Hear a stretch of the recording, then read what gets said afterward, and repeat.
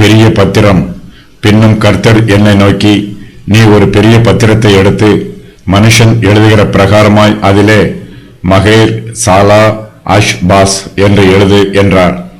தமஸ்கு, சமாரியா, யூதா ஆகிய தேசங்கள் மீது அசீரியா ராஜா வெற்றி பெறுவார் என்று ஏசாயா தீர்க்கதரிசனமாய் சொல்லுகிறார். அசீரியாவின் ராஜா தமஸ்குவையும் சமாரியாவையும் முற்றிலுமாய் அழித்து போடுவார். யூதா தேசம் அசீரியா ராஜாவை நினைத்து பயந்து நடுங்கும். கர்த்தர் சொல்லுகிற தீர்க்க தரிசனங்களை ஏசாயா தீர்க்கதரிசி ஒரு பெரிய பத்திரத்தில் எழுத வேண்டும் என்று கட்டளை பெறுகிறார். எல்லோரும் வாசிக்கும் வண்ணமாக அதை எழுத வேண்டும். அதில் எழுதப்பட்டுள்ள சம்பவங்கள் நிறைவேறும் போது கர்த்தர் சொன்ன தீர்க்க தரிசனம் நிறைவேறிற்று என்பதை ஜனங்கள் புரிந்து கொள்வார்கள். அசீரியாவின் ராஜாவை கர்த்தரே அனுப்பினார் என்பதையும் ஜனங்கள் அறிந்து கொள்வார்கள். தீர்க்க தரிசனத்தின் ஒரு பகுதி சீக்கிரத்தில் நிறைவேறுகிறது. இது நடக்கும்போது நீங்கள் விசுவாசிக்கும்படியாக நடப்பதற்கு முன்னமே இதை உங்களுக்கு சொன்னேன். இனி நான் உங்களுடனே அதிகமாய் பேசுவதில்லை. இந்த உலகத்தின் அதிபதி வருகிறான், அவனுக்கு என்னிடத்தில் ஒன்றுமில்லை. யோவான் 14:29-30. கர்த்தர் ஏசாயாவுக்கு முக்கியமான ஊழியத்தை கொடுக்கிறார். ஏசாயா ஒரு பெரிய பத்திரத்தை எடுத்துக்கொள்ள வேண்டும். அசீரியா ராஜா இஸ்ரவேல் தேசத்தின் மீது படையெடுத்து வரப்போவதை ஏசாயா முன்னறிவிக்கிறார்.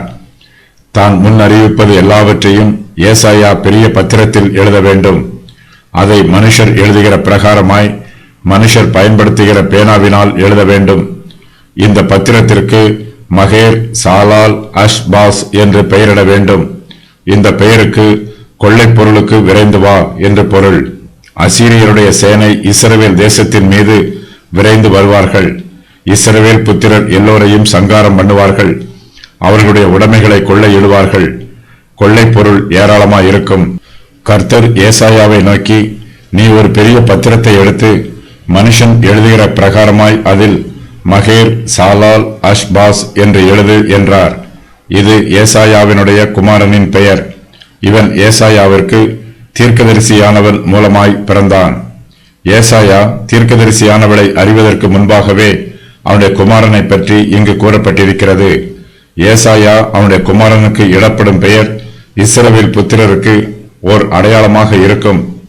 ஏசாயா கர்த்தர் சொன்ன பிரகாரமாகவே ஒரு பத்திரத்தை எடுத்து அதில் தன்னுடைய குமாரனின் பெயரை எழுதினார். இந்த செய்தி கர்த்தரிடத்தில் இருந்து வந்தது என்பதை யூதா புத்திரரும் நம்பினார்கள். இந்த தீர்க்க தரிசனமும் ஏசாயா 7:10-25 வரை உள்ள வசனங்களில் கூறப்பட்டிருக்கும் தீர்க்க தரிசனமும் வெவ்வேறானவையாகும். இந்த தீர்க்க தரிசனத்தில் ஏசாயாவின் குமாரன் இன்னும் பிறக்கவில்லை. இது அவனுடைய இரண்டாம் குமாரன். இதற்கு முந்தைய தீர்க்க தரிசனத்தில் ஏசாயாவிற்கு ஏற்கனவே ஒரு குமாரன் பிறந்திருக்கிறான். அவனுடைய பெயர் சேயார் யாசூப் என்பதாகும். இந்த பெயருக்கு மீதியானவர்கள் திரும்ப வருவார்கள் என்று பொருள். இதுவும் யூதா தேசத்தாருக்கு ஓர் அடையாளம். யூதா தேசம் முற்றிலுமாக அழிக்கப்படுவதில்லை.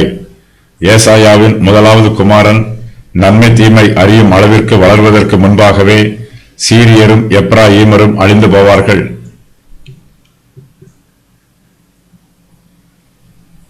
ஏசாயா 8:1-4 வரை உள்ள வசனங்களில் கூறப்பட்டிருக்கும் தீர்க்க தரிசனங்களை ஏசாயா கூறும்போது ஏசாயாவின் இரண்டாம் குமாரன் இன்னும் பிறக்கவில்லை.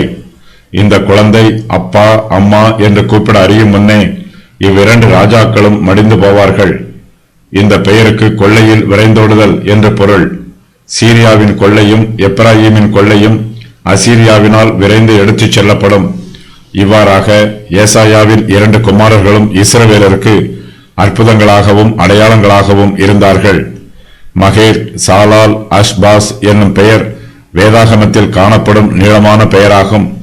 இதற்கு இணையாக சங்கீதம் 56 கூறப்பட்டிருக்கும் யோனாத் ஏலம் ரிகோஹீம் என்னும் பெயரும் நீளமான பெயராகும்.